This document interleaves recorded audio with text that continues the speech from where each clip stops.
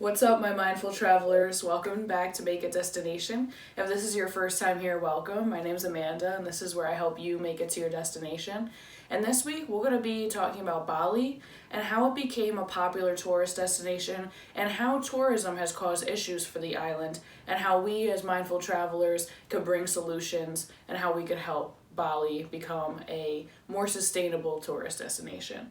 So I'm excited to get ready with y'all and talk to you about Bali. So let's get into it. Alright, so before we get into it, please like this video if you like my content. Please subscribe because I know you want to see more content in the future. Hit the notification bell so you never miss one of my videos. And comment down below. Let me know. Have you visited Bali? Have you seen the issues that we're going to be talking about? And are there solutions that you think that I left out? So let me know in the comments, and please watch until the end so that you could know and understand how you could be a more mindful traveler in the long run. And also follow me on Instagram at Make It Destination. So we're gonna get into it now. This week has honestly just been crazy. I'm in grad school if you don't know, and this is always the time of year that's bad for anybody that's in school and college because it is beautiful out. Again, upstate New York is hit or miss, but it's beautiful out, and everybody's like, oh, have you been enjoying the weather? It's so nice out. And you're like, no, I've been writing final papers and getting ready for final presentations, so I get to see the sun from my window, and that's about it. But it'll all be worth it once I'm done. It'll be worth it once it's all done. I'm gonna link all the products that I use in the description. I'm not a makeup channel. I just like, practicing. I learned how to do makeup sort of during the shutdown, but I want to practice. So I'm going to link all the products that I use as well as the articles that I have used. Again, there are a lot of bloggers out there who had a timeline of this history, and I want to give them credit where credit is due. So thank you so much to those bloggers. The other history articles that I looked into. I'm going to talk about Bali. I've never actually been to Bali. I've wanted to go. I've seen Bali all over Instagram and, social media sites, but I've never been. I've thought about going, but then the shutdown happened. So we're going to just talk about just the timeline of when and how Bali became a popular tourist destination. So in the 1920s, I believe they were either a Dutch colony or they just gained their independence and they wanted to open Bali up to the world for tourism. So in the 1920s, when Bali first opened and welcomed tourists, there were not too many places to stay. Like many other tourist destinations, only the uber wealthy could afford it, especially during that time. It's not like now where, middle to low income populations can afford travel in the United States. Back then, it was only the very rich, especially if it was international travel. So people like Queen Elizabeth and Gandhi went to this first class resort where you could have a 20-course meal, and it was very famous people who were able to afford to go. But this sort of changed in the 1940s and the 1950s after World War II, which I know World War II ended in 1940, I believe. Asia wasn't seen as a place to go and travel.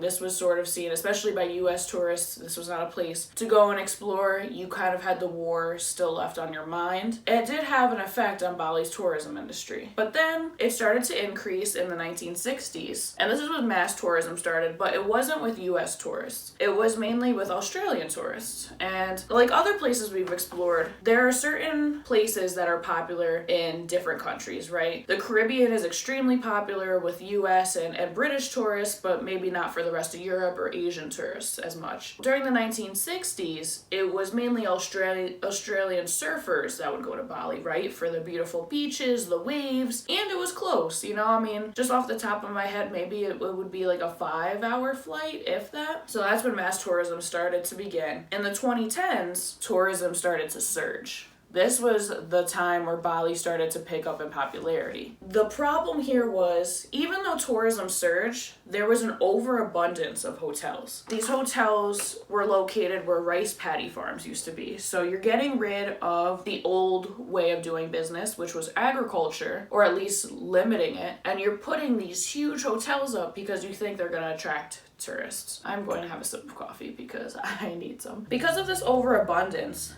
there was actually a change implemented in the type of tourism housing that was developed, right? If you have all these hotels that are sitting vacant, you're going to try to do something different because you're like, people are not attracted to this hotel model. They decided to have a new type of tourism housing model, which was and is private villas. The beauty as a tourist, I think, and this is an opinion, but the beauty of a villa is that it's private, right? It's not like a hotel where you have to see other people and you have a small little room. You kind of feel, I don't want to say smushed, but you feel kind of crowded in. It's more of a single family sort of vibe. You get your own pool. It's an oasis. You feel as though you're away from people, which is really nice. The problem with villas is that they take up more space. The beauty of hotels is that you could have a skyscraper hotel and you could pack a lot of people in, and this is better from an environmental point of view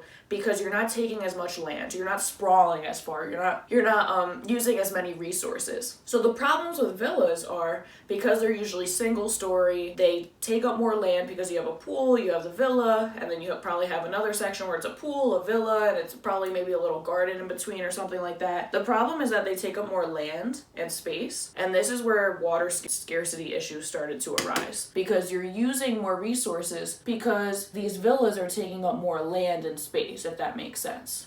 You know, you might be using less water in a hotel because you feel like you're surrounded by other people. You might not be in the hotel as much. Whereas a villa, you most likely do stay for a longer period of time during the day. You might not go to the beach as often. You might not do activities.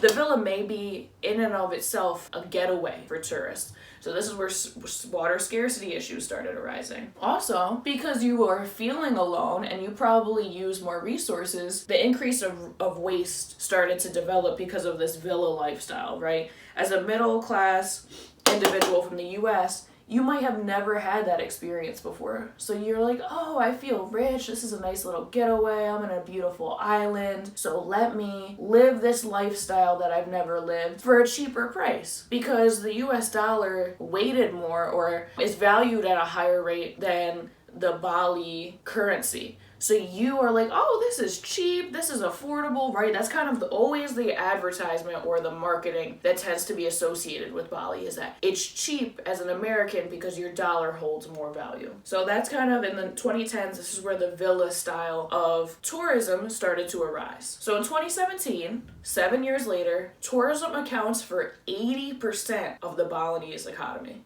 I'm going to say that again just for emphasis. In 2017, tourism accounts for 80% of your economy. That is a lot. That is over half, obviously. Because of this, there were plans in the works where investors unveiled a massive $3 billion plan, billion with a B, to build several artificial islands. All right, this is starting to sound like Dubai. If you watch my Dubai video, you know how I feel about the palms. So they wanted to build several artificial islands in Benoa Bay. It was expected that the development would be received in the same way as the plans for countless other resorts and hotels and villas. It was not welcome as an economic opportunity. The locals in Bali are very much aware of this tourism problem, as well as wanting to preserve their culture. And there were even public protests. There was a lot of pushback, and this actually got repealed. This did not go through, and I think it's great that the Balinese locals were able to push back on a plan like this because they knew this would change their environment. They knew the ecological damage this would cause. So I'm definitely very happy that the Balinese people know the problem and that they're implementing solutions in order to deal with their tourism problem. Tourism comes as a double-edged sword, right? It's welcome in the beginning because you're increasing wealth, you're increasing the amount of money that's flowing in. But after a while, it causes a toll on the locals as well as the environment and other labor factors. It's good that the locals are fighting back because they know it's a double-edged sword. That's sort of the timeline of how Bali became a popular tourist destination, and it does have the nickname the Island of the Gods. It is a beautiful island.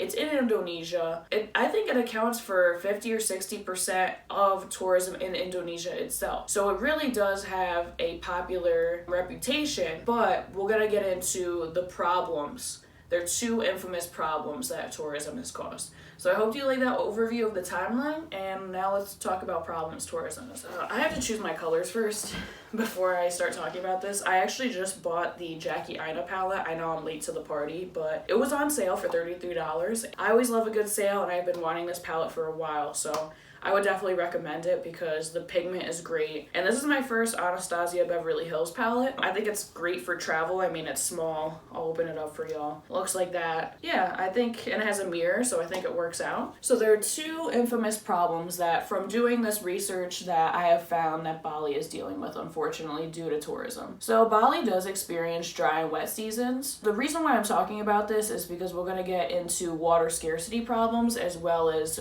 waste management issues that they are experiencing. They experience saltwater intrusion, which is when salt water gets into your freshwater systems, which isn't good. You want to make sure that your water doesn't have salt water into it, but this is because they're dealing with land subsidence. And what land subsidence is when your land is literally sink within the ocean. It's either due to climate change or, sea level rising, but they're dealing with land subsidence as well. They're also dealing with decreasing fresh water sources, and this is because they used to mainly rely on agriculture as their main way to boost or sustain their economy. Now it's tourism, and you have to think with all these new people that are arriving day in and day out, your freshwater sources are decreasing. So this could be through aquifers, which is water below the ground. You also have surface water, but if you have dry and wet seasons, during the wet seasons, that's the only time you're receiving your fresh water, if you are getting your fresh water from surface sources. Obviously, the tourism industry uses a large amount of water. From some of the blogs and articles that I read, it's estimated,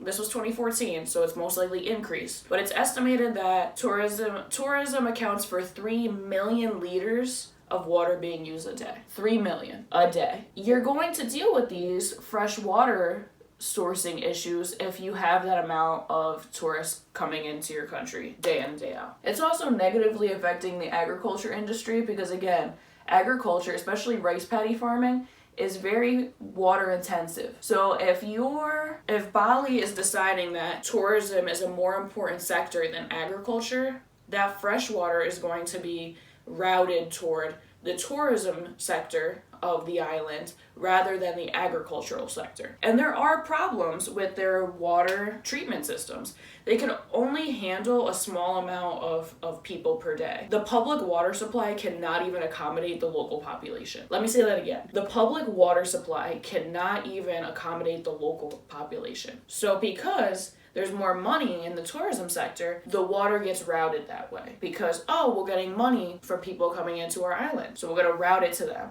So what the local population does is they collect rainwater, they try to find their own water sources, but it's not like here where you just turn on the sink and you have fresh water. It's you gotta find it yourself sort of situation, which is unfortunate. We're also gonna be talking about their plastic waste, which I'm gonna put a picture in here of a few beaches, and it's pretty sad, to be honest with you.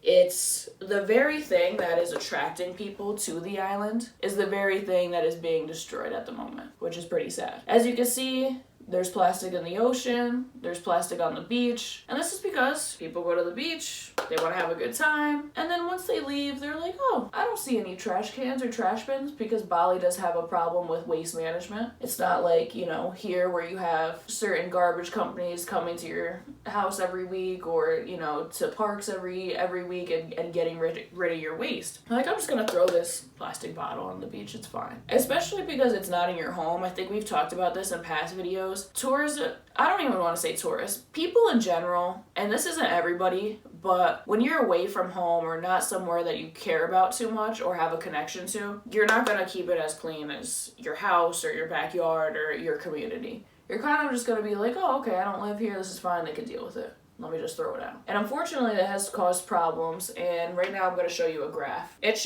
is waste management. This is actually from National Geographic, so I just want to say thank you to them for creating this graph because it's a great visual. And it shows you that only about half of waste generated in Bali has been well managed, both recycled and transported to landfills. Because they're having waste management issues, this causes about 33,000 tons of plastic waste ending up in the sea every year. Now, this is not only bad for the locals because the beach draws in tourists, but it's also bad for the environment and the species that live within the ocean because, I know you've seen those commercials or shows where they literally show like sea turtles eating plastic and dying, opening up like pelicans, I think, or certain species of birds opening up their stomachs when they go up on shore and there's plastic in their stomachs that they thought were food. Or you ever see those bottle holders, and you see it around, I think it was like a turtle or some sort of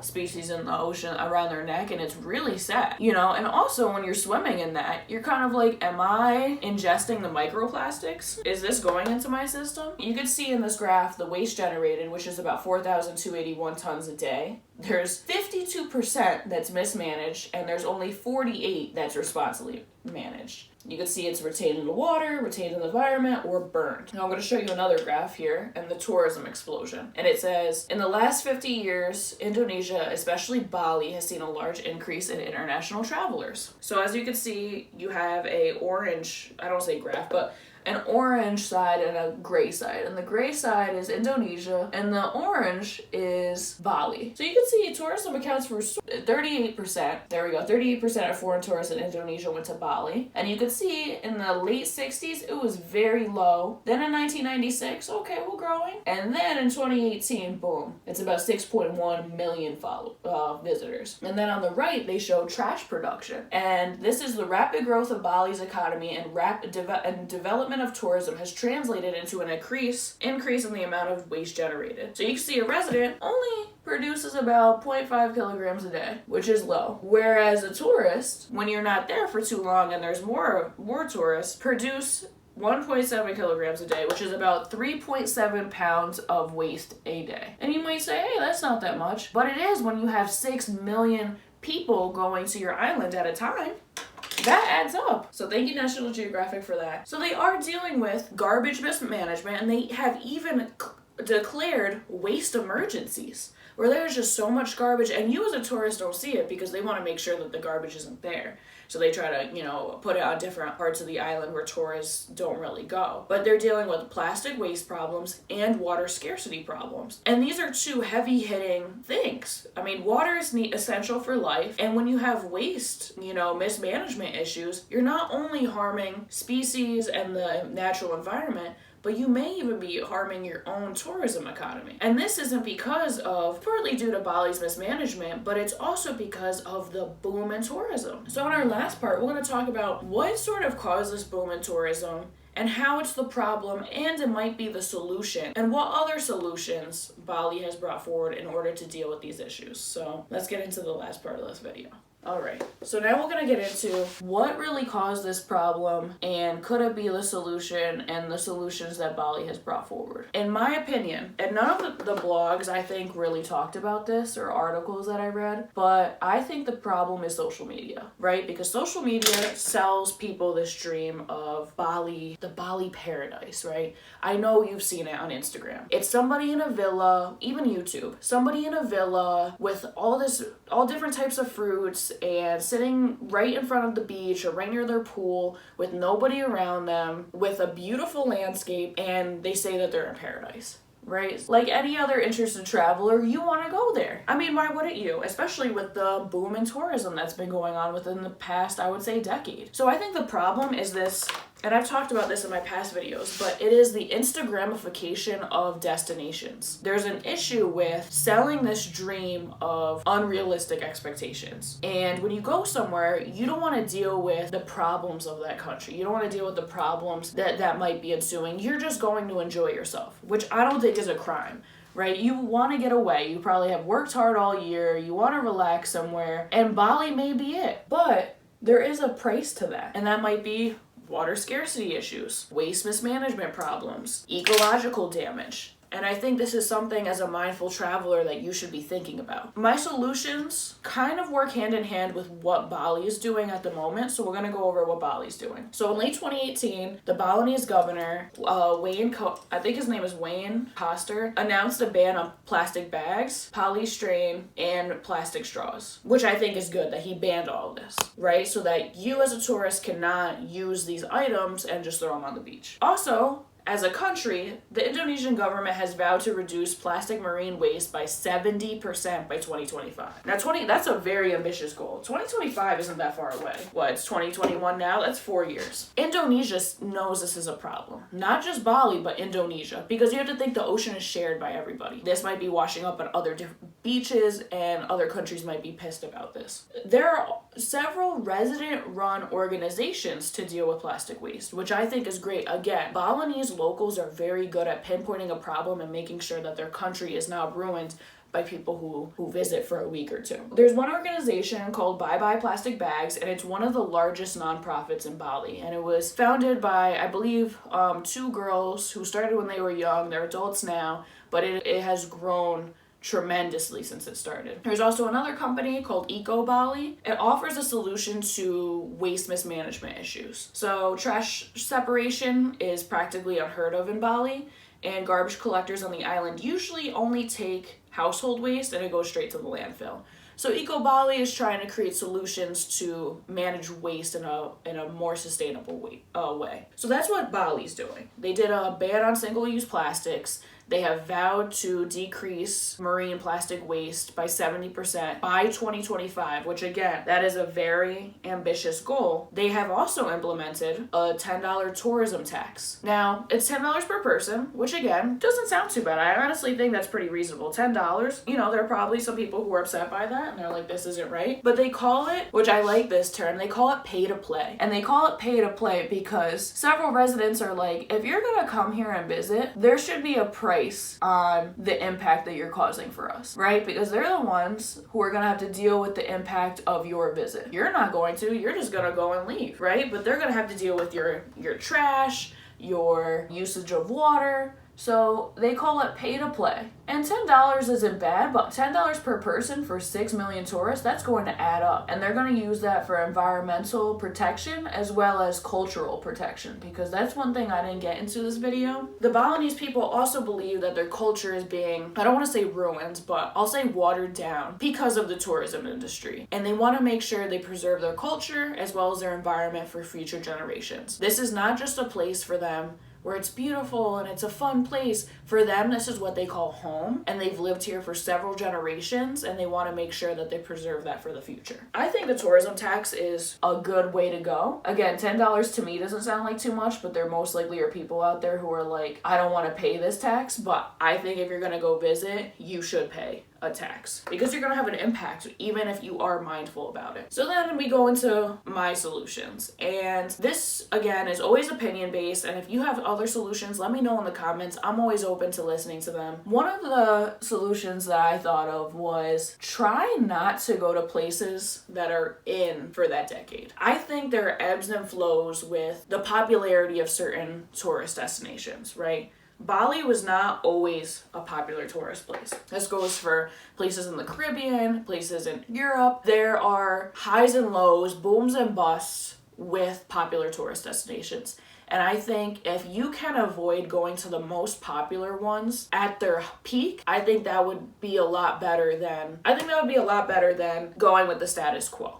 Right? You get to explore maybe a place you never thought of exploring before. Again, it might cause that Instagramification if you go somewhere that not a lot of people know of and you post about it. But I think the more spread out we are in our tourist destinations, I think that will be better for each place that we go to in terms of ecological, cultural, and even social damage. As humans, we'll always have an impact. We'll always have an ecological footprint, but if we could lower that with our mere numbers, I think that would be good. Again, tourism in Bali is a double-edged sword. It brings them money, but at the same time, there are problems that are arising. Solution that I thought of is, instead of the Instagramification of the beauty of a certain destination, right? Instead of selling this dream of being rich in another country or being able to live a life you wouldn't be able to live in your home country, maybe instead of that, we could Instagram the realness and a rawness of the destination. I know everybody wants to post about beautiful things and places that they're going and not really the problems, right? We have this obsession with social media of a perfect life. But maybe if we use social media as an education source of, yeah, Bali's a beautiful place, but this is what tourism is causing, I think maybe then we would have a better impact on our natural environment. Maybe if it was like, don't use single-use plastics because this is what the ocean looks like. This is what tourism is causing. We need help. I think that would be a better message and a more impactful message than just, hey, look at me, I'm pretty sitting in a villa, you could do this too. There has to be a balance between the good and the bad, because I also think sometimes the bad creates a bad rap for destinations and that causes decline, right? If you're like, this is what the oceans look like and you shouldn't go here because there's all this garbage, and it's like, well, it's actually tourism causing all this waste. So by going there, you're kind of aiding in that problem if you're not educating yourself about it, if that makes sense. Does that make sense? I don't know. I think those are my 2 solutions for today. I think I'm low on solutions because it's a difficult problem. I don't want to tell people don't go to Bali because obviously it's been helping their economy. They get a lot of money from this and it is growing. And also it's a beautiful place, right? You're only going to be on this earth one time in your life. So you want to explore places while you can. But at the same time, there are problems with the tourism sector, unfortunately. So I hope this video helped. Again, if you want to see more content like this, let me know. Please like this video. Please subscribe. It's been a crazy time in my life just with finals and everything. But I'm going to be coming out with self-care videos on vacation and where to go shopping and all that sort of stuff. So if you have any content ideas you want me to cover, let me know. And that's sort of the history of Bali. I definitely want to go one day, but I want to see how they bounce back from the global pandemic and see if even the pandemic has changed anything within their travel structure. A lot of places, I don't know if you remember this, but a lot of places looked cleaner and better when people weren't traveling. I mean, I know some of it was, I guess, not fraudulent, but wasn't real, but I just remember just seeing videos about places clearing up. And it shows you how much of an impact these tourist destinations are receiving from just the sheer number of people that are going every year. So I hope this helps. Again, I'm not telling you not to go to Bali. I definitely want to go to Bali one day, but I want to make sure that I'm not having a negative impact on the environment or the people. And again, there's only so much we could do, but I think the first step is always educating yourself. So just the fact that you're watching this video, I think is great. And yeah, so thank you so much for your support. Please like, comment. I love hearing from you guys, so please comment. Subscribe if you want more content, and let me know what other places you want me to cover, any videos that you are looking forward to, and until next time.